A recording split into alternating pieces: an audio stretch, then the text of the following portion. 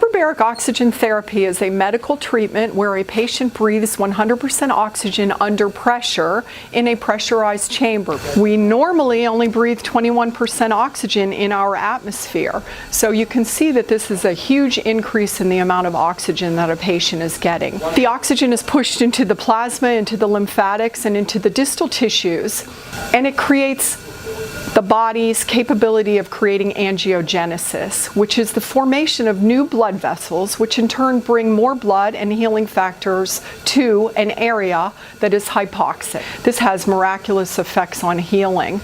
Currently, this treatment is limited to about 13 conditions, and of those, we treat 5 here at Martin Health System, David L. Smythe Wound Center. Of those 5, our most common condition is diabetic wound of the lower extremities, but we treat radiation injuries to either soft tissue or bone, and chronic refractory osteomyelitis, and failing skin grafts or flaps. Those are our most common conditions that we treat. The patient is placed in the chamber, and the treatment is usually almost 2 hours. And while the patient is in the chamber, they can watch television, which is mounted on the outside of the chamber. Nothing can go into the chamber with the patient except a small bottle of water. We are very safety conscious about the combustibility of oxygen, so we maintain highest quality of safety standards.